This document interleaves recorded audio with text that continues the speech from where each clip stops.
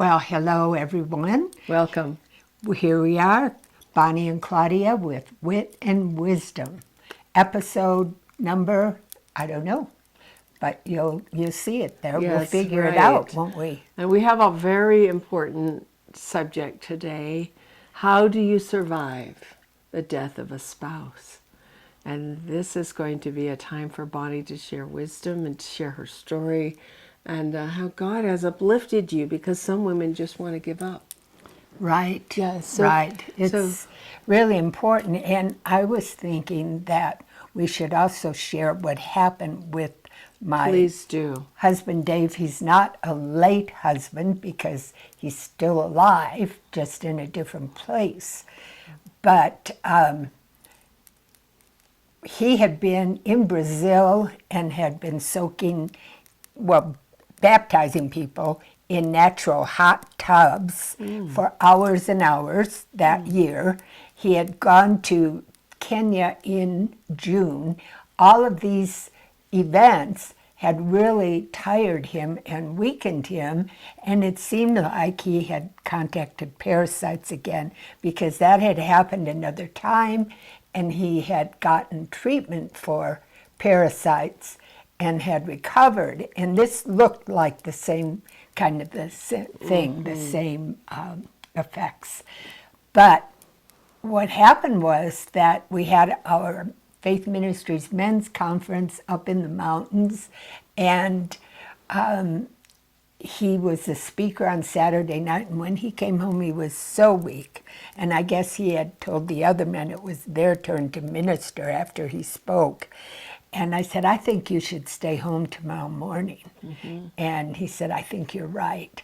So he was really feeling bad. Oh my goodness, for him to not go back to a men's conference. Yes. Yeah, and so he stayed home the next day, and I know Dennis came. I think Dennis might have been staying here even, not positive about that.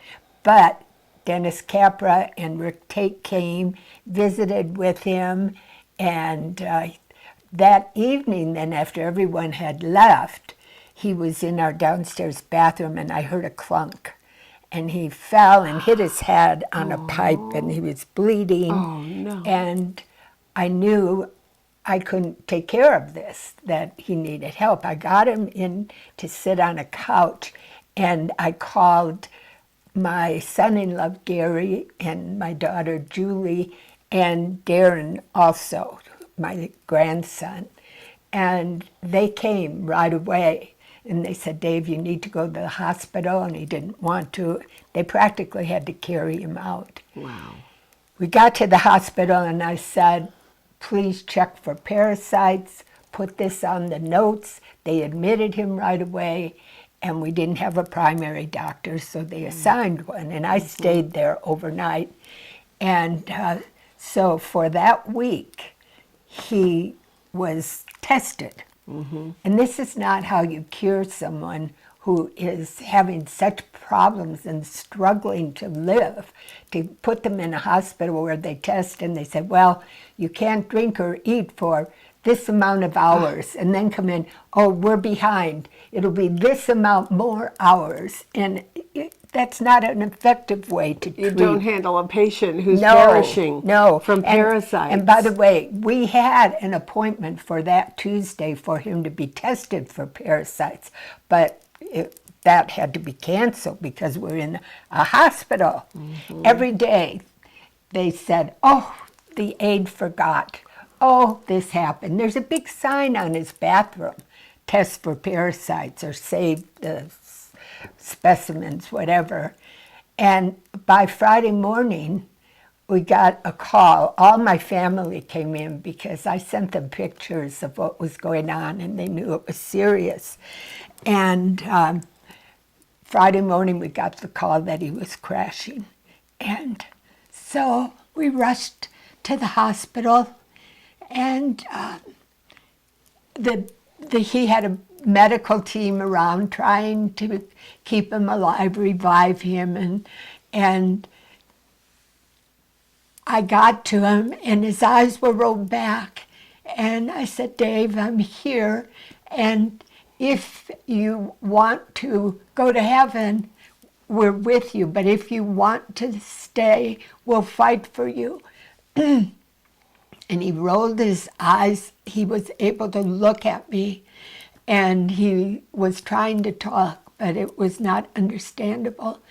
And I said to him, "You've been a wonderful father and husband and grandfather, and we just bless you, and we thank you for your life," things like that. And then he was gone that fast.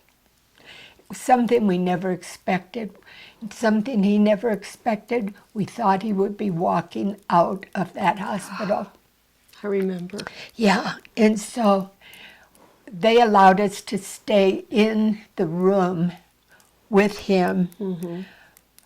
I think somebody said it was 3 hours that we were there, and we were praying together as a family, singing together.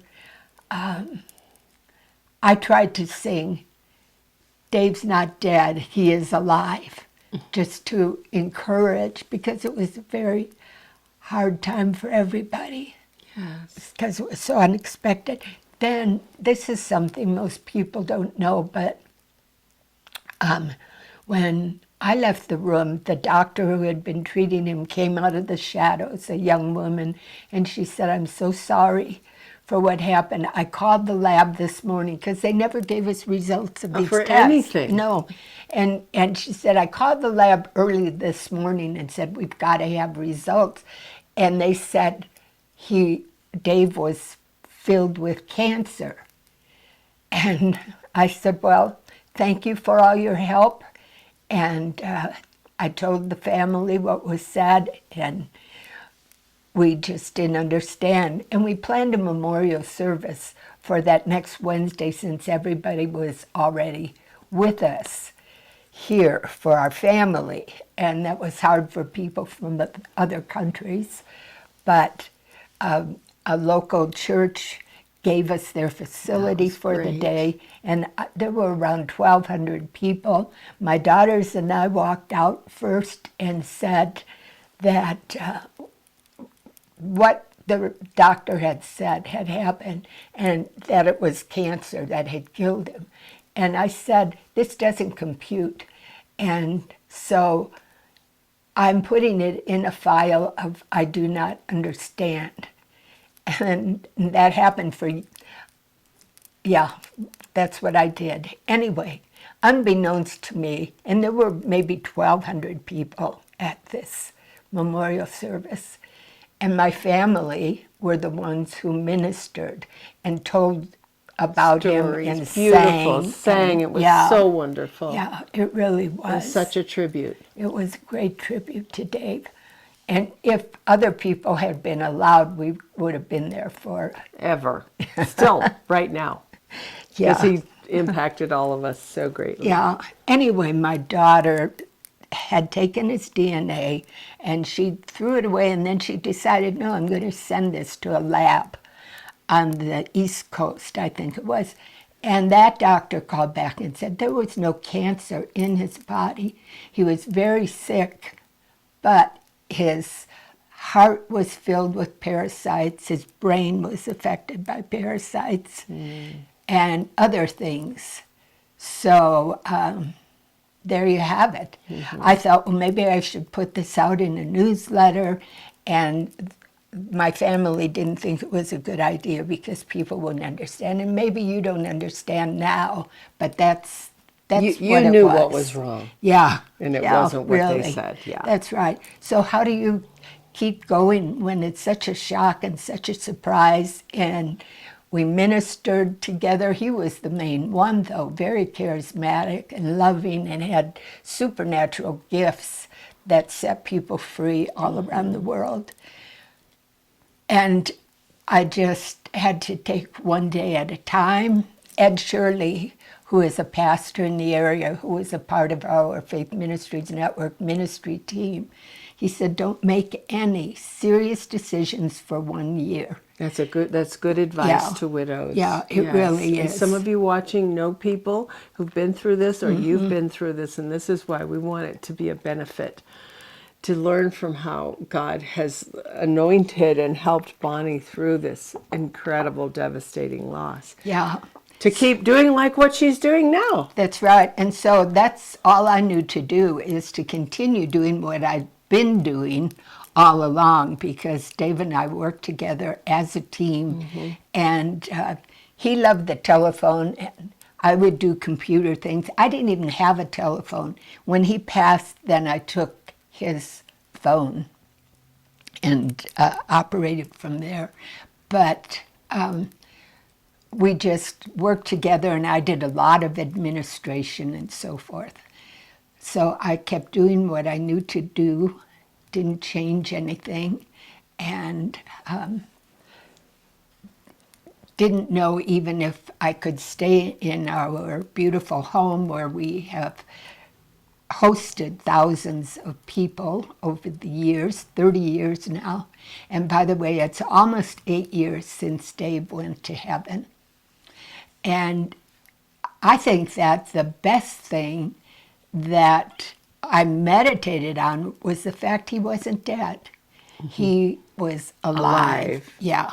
And that's the hope that we have as believers. We don't grieve as those without hope. Yes. But it does mean we do grieve. We miss. Yeah. We grieve, but We do. not without hope. That's right. That's the difference. And it's a huge difference. Remember that.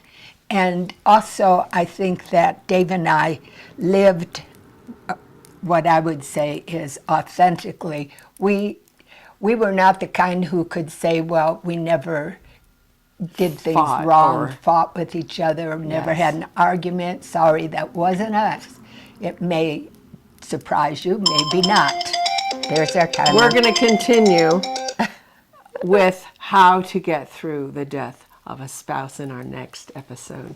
God bless you.